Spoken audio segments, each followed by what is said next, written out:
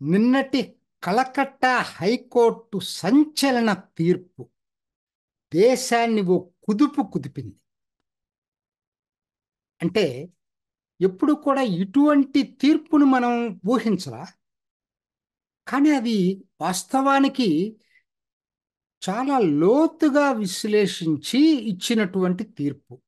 దాని వివరాలు ఏంటనేది మీ ముందు ఉంచడానికి నేను ప్రయత్నం చేస్తా. చాలా క్విక్గా, సంక్షిప్తంగా, ఈ న్యాయ సంబంధ పదాలతోటి మిమ్మల్ని బాధ పెట్టకుండా మీకు అర్థమయ్యే భాషలో చెప్పడానికి ప్రయత్నం చేస్తా. మొట్టమొదటగా 1993లో పశ్చిమ బెంగాల్లో ఓబీసీ చట్టాన్ని తీసుకొచ్చారు. ఆ తర్వాత 1994, 2009, 15 సంవత్సరాల మధ్య 66 క్లాసెస్, కులాలనండి ఏదైనానండి, 66 కులాలని ఓబీసీలుగా పరిగణించారు. 66, 2009 వరకు. 66లో అన్ని హిందూ కాదు, 54 హిందూ, 12 ముస్లిం. కాబట్టి అక్కడ 66లో ఇద్దరు ఉన్నారు. జరిగింది అది. తర్వాత రిజర్వేషను, మరి దాని లోతుకెళ్ళాలి. ఇంకా 7% రిజర్వేషన్ ఓబీసీలకి అప్పుడు ఉన్నటువంటి దాంట్లో. తర్వాత 2010కి వచ్చేటప్పటికి ఇక్కడ నుంచి రాజకీయాలు చకచక జరిగినాయండి పశ్చిమ బెంగాల్లో. 2010కి ఫిబ్రవరిలో బుద్ధదేవ్ భట్టాచార్య, అందరూ మమతా బెనర్జీ అనుకుంటున్నారు, బుద్ధదేవ్ భట్టాచార్య, ఆయన అప్పుడు చీఫ్ మినిస్టర్గా ఉన్నాడు. ఆయన అప్పటికే చాలా వ్యతిరేకత వచ్చింది వాళ్ళ మీద, సిపిఎం మీద. అందుకోసం చెప్పి దాన్ని ఓవర్కమ్ కావటం కోసం బుద్ధదేవ్ భట్టాచార్య ఒక ప్రకటన ఇచ్చాడు, సంచలనాత్మక ప్రకటన. ముస్లింలకు 10% రిజర్వేషన్ ఇస్తున్నానని ఒక ప్రకటన ఇచ్చాడు.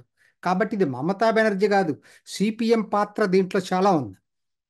ఆ ప్రకటన ఇవ్వటం, ఆయన ఇవ్వటానికి ఆయన ఎవరు, అదేదైనా ఉంటే బీసీ కమిషన్ డిసైడ్ చేయాలి. కానీ ఏం చేసి ప్రకటన ఇచ్చిన తర్వాత టక టక టక దాదాపుగా ఏప్రిల్ 2010 నుంచి సెప్టెంబర్ 2010 మధ్య అనేక మెమోలతోటి 42 కొత్త కులాలని ఓబీసీల కింద చేర్చాడు. ఎన్నికలకి 1 ఇయర్ లోపల ఎన్నికల్లో ఎట్లయినా గెలవాలనేటువంటి తాపత్రయంలో ఈ 42 కులాల్లో 41 ముస్లింలకు సంబంధించినవి. జాగ్రత్తగా వినండి, ఇదంతా బుద్ధదేవ్ భట్టాచార్య చేసింది. తర్వాత ఇంకొక పని చేశాడు. అదొక్కటే కాదు, అసలు బీసీని 2 కేటగిరీస్గా చేసి సబ్ క్లాసిఫికేషన్ చేశాడు. అంటే కొన్ని రాష్ట్రాల్లో ఉన్నది అది. కానీ ఇక్కడ ఎందుకు ఈ తప్పు అయిందో, కోర్టు కొట్టేసిందో కూడా తర్వాత చెప్తాం మీకు. దాన్ని 56, అంటే ఇది 42, అంతకుముందు 62, 108. ఇందుట్లో 56 కేటగిరీ ఏ, ఆల్మోస్ట్ ముస్లిమ్స్ 12 దాంట్లోకి వచ్చేసినాయి. Category A, category below 52.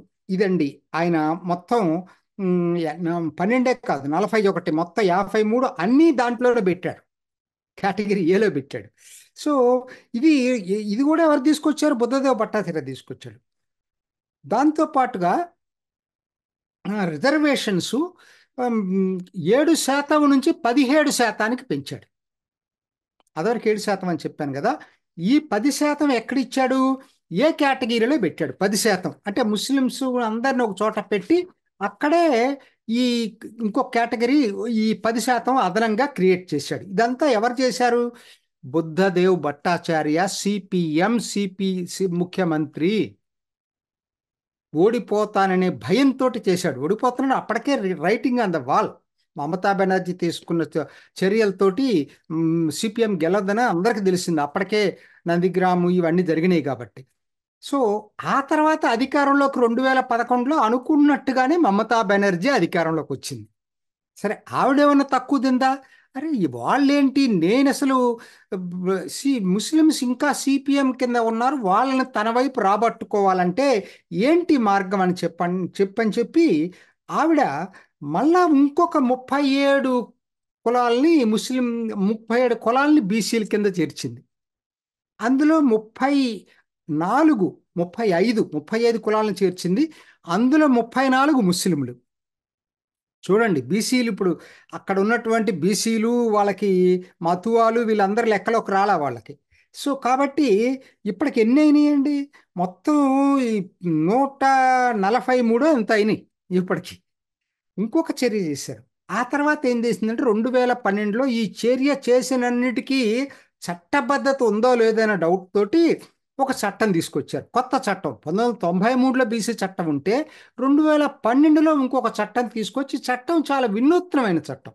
ఏంటనంటే ప్రభుత్వానికి విస్తృత అధికారాలు ఇచ్చారు. బీసీ కమిషన్తో సంబంధం లేకుండా రిజర్వేషన్లు పొడిగించే ప్రకటించే పని ప్రభుత్వం చేసేటట్టుగా ఇచ్చారు. ఎందుకంటే చాలామంది అసలు అది జరిగిందే అది.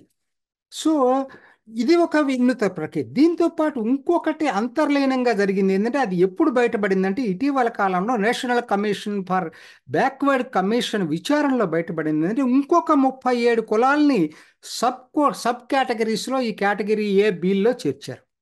మొత్తం 180 కులాలను చేర్చారు. అయితే ఇదండి చరిత్ర, సంక్షిప్తంగా చెప్పాను. ఇందుట్లో బుద్ధదేవు మమత ఇద్దరు కలిసే ఈ ఓటు బ్యాంకు రాజకీయాలు చేశారు. అంతవరకు చరిత్ర అండి, ఇంతవరకు చరిత్ర. అయితే ఇప్పుడు ఏంటి జరిగింది? దీని మీద రిట్ పిటిషన్ వేశారు. 2011లోనే కొంతమంది కోర్టుకు వెళ్ళారు. ఎందుకు ఇది ఎట్లా జరుగుతుంది, ఇది కరెక్ట్ కాదు కదా అనే దాంతో కోర్టుకు వెళ్ళారు. 2010 తర్వాత వచ్చి 66 వాటి మీద వెళ్ళా. అందుట్లో హిందువులు ఉన్నారు, ముస్లింలు ఉన్నారు, దాని గురించి ఎవరు మాట్లాడట్లేదు. కాబట్టి ఇది హిందూ ముస్లిం తగాదు కాదండి. తర్వాత ముస్లింల్ని ఓటు బ్యాంకు రాజకీయాలు మొత్తం ముస్లిం కులాలు అన్నింటినీ కూడా దీంట్లో చేర్చడం వల్ల వచ్చినటువంటిది. వరుసగా రిట్ పిటిషన్ ఒకదాని మీద ఒకటి దాదాపు 3-4 పిటిషన్స్ కలిపి ఒక హైకోర్టు ఇటీవల విచారణ చేపట్టింది. ఈ మధ్యలో ఏమైంది, వీళ్ళు అసలు మనం ప్రకటించడమే కాదు, అసలు సెంట్రల్ లిస్టులో కూడా చేర్చాలని చెప్పి national commission for backward classes కమిషన్కి వాళ్ళని రిక్వెస్ట్ చేశారు. వాళ్ళు ఎంక్వైరీ చేశారండి. వాళ్ళ ఎంక్వైరీలో బయటపడింది చాలా ఆశ్చర్యకర విషయాలు బయటపడ్డాయి. వాళ్ళ ఎంక్వైరీలో వాళ్ళకి అర్థం కావట్లా ఇదేంటి అసలు, ఇది అసలు ఎట్లా ఇంత ఒకే మతానికి సంబంధించిన వాళ్ళ మొత్తాన్ని ఎట్లా చేర్చేశారు వాళ్ళకి అర్థం కాల. చూస్తే అసలు పబ్లిక్ ఎంక్వైరీ లేదు, ఒక సర్వే లేదు, ఒక విచారణ లేదు, తర్వాత పబ్లిక్ నుంచి ఏమన్నా అబ్జెక్షన్స్ ఉన్నాయేమో తీసుకోవటం లేదు. అంటే నార్మల్ ప్రక్రియలో జరగాల్సిన ఏ పని బీసీ కమిషన్ చేయలే, స్టేట్ బీసీ కమిషన్. అదే ఎన్సీబీసీ క్వశ్చన్ చేసింది. తర్వాత అసలు ఈ కులాలన్నీ ఎట్లా మొత్తం మతంలో దాదాపు 95% ముస్లిమ్స్ అందరూ దీంట్లోకి ఎట్టొచ్చారు. చివరికి కురేషీ లాంటి కులాలు కూడా సెంట్రల్ లిస్టులో కావాలని అడిగారు. కురేషీస్ అంటే కొంచెం అష్రాఫులు, వీళ్ళందరూ అష్రాఫుల్ని కూడా చేర్చారనమాట. సో ఎవరిని మిగల్చలేదు ఆవిడ ఓటు బ్యాంక్ రాజకీయాల కోసం. సో అడిగితే వాళ్ళు చెప్పారంటే వీళ్ళందరూ కన్వర్టెడ్ హిందూస్, ఒకనాడు ఎప్పుడో హిందూస్ వాళ్ళ తర్వాత కన్వర్ట్ అయ్యారని చెప్పారు. అయితే ఆ ప్రూఫ్ చూపించుకున్నారు, ఆ ప్రూఫ్ ఇవ్వలేకపోయారు. సో ఇవన్నీ హైకోర్టుకి, కలకట్టా హైకోర్టు విచారణ చేపట్టిన తర్వాత ఎన్సీబీసీ కూడా కలకట్టా హైకోర్టుకి దీనిలో ఉన్న లోపాలన్నింటినీ కూడా ఎత్తి చూపించింది. సరే, ఇప్పుడు అసలు హైకోర్టు ఏం చెప్పింది అనేది ఒక్కసారి చూద్దామండి. హైకోర్టు ఎందుకు వీటిని ఇచ్చేసింది అనేది నేను ఇందా చెప్పాను. 2012 నేను చాలా సంక్షిప్తంగా చెప్తున్నాను, మొత్తం చాలా అవుతుంది కాబట్టి. 2012 చట్టం చెల్లదని చెప్పి హైకోర్టు కొట్టేసింది. మనం ఏంటి ఆ 2012 చట్టం? అసలు బీసీ కమిషన్తో సంబంధం లేకుండా అసెంబ్లీనే డిక్లేర్ చేసేయచ్చు, ప్రభుత్వమే డిక్లేర్ చేయొచ్చు మెమోల దోరతాడు. ఇది తప్పు అని చెప్పి, కాబట్టి చట్టమే చెల్లదని చెప్పి కొట్టిపారేసింది ఒకటి. రెండోది, 2010లో సబ్ కేటగరైజేషన్ బుద్ధదేవ్ భట్టాచార్య, ఇదే పైదేమో మమత, ఇందాక నేను చెప్పింది. బుద్ధదేవ్ భట్టాచార్య తీసుకొచ్చాడు sub classification, category A, category B. అది తప్పలేదు, చాలా రాష్ట్ర ప్రభుత్వాలు తీసుకొస్తున్నాయి. కానీ ఎలా చేయాలి నువ్వు? అది కూడా బీసీ కమిషన్ చేయాలా? ఇది 1992లో ఇందిరా సహాని కేసులో చాలా స్పష్టంగా చెప్పిన ఇవన్నీ సుప్రీంకోర్టు. సో కాబట్టి ఏంటి, బీసీ కమిషను ట్రిబ్యునల్లో చెప్పాలి ఇవన్నీ కూడా. అసలు వాళ్ళతో సంబంధం లేకుండా, సర్వే చేయకుండా నువ్వు సబ్ క్లాసిఫికేషన్ నీ అంతటి నువ్వు ఎట్ట చేస్తావు? ప్రభుత్వం ఎలా చేస్తుంది? కాబట్టి దాన్ని కొట్టేశాడు. మూడోది, అదనంగా 10% ఇచ్చారు కదా, ఏ బేసిస్లో ఇచ్చావు? బీసీ కమిషన్కి చెప్పావా? బీసీ కమిషన్ రికమెండేషన్స్ ఉన్నాయి నీ దగ్గర, నువ్వెవరో చేయటానికి బీసీ కమిషన్ కదా రికమెండ్ చేయాల్సింది. సో దాన్ని కొట్టేశాడు. సో అయితే ఆయన చెప్పింది ఏంది ఇప్పుడు? తర్వాత 2010 తర్వాత చేర్చిన 77 కులాల్ని చెల్లదని చెప్పాడు. ఇవన్నీ కూడా హడావుడిగా చేశారు. బీసీ కమిషన్కి మెమోలు, మీరు ముందే చీఫ్ మినిస్టర్ మేము 10% రిజర్వేషన్ ఇస్తానని చెప్పి బీసీ కమిషన్కి రిఫర్ చేసి, అసలు వాళ్ళు సరైన ప్రక్రియ చేయకుండా వెంటనే తూతూ మంత్రంగా ముఖ్యమంత్రి చెప్పాడు కాబట్టి వెంటనే వాటిని రికమెండ్ చేశారు. వాళ్ళ దగ్గర ఎటువంటి పూర్తి ప్రక్రియ లేదు. హైకోర్టు అడిగింది అదే. సో కాబట్టి అది తప్పు, చెల్లదని చెప్పి 77 కులాలను చేర్చడం చెల్లదని చెప్పింది. అదనంగా 37 సబ్ కేటగిరీలో చేర్చారు కదా, అది కూడా చెల్లదని చెప్పింది. ఆ తర్వాత అయితే ఇక్కడ సమస్య ఉంది. చాలామంది నియామకాలు జరిగి ఉన్నాయి కదా, మరి వాళ్ళ పరిస్థితి ఏంటి అంటే వాళ్ళకి మాత్రం ఇప్పుడు దీన్ని వర్తించదు.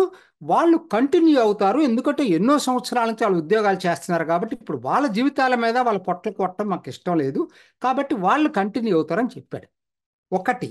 తర్వాత 2010 తర్వాత ఇష్యూ చేసిన ఓబీసీ సర్టిఫికెట్లన్నీ చెల్లవని చెప్పాడు. 5 లక్షల పైన ఉన్నారట.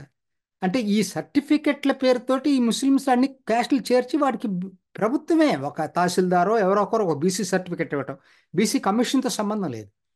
అంటే రాజకీయంగా ఎంతగా దుర్వినియోగం రిజర్వేషన్లు చేశారనేది ఈ కలకటా హైకోర్టు తీర్పులో పశ్చిమ బెంగాల్లో ఏం జరిగిందో మనకు తేటతలం అవుతుంది.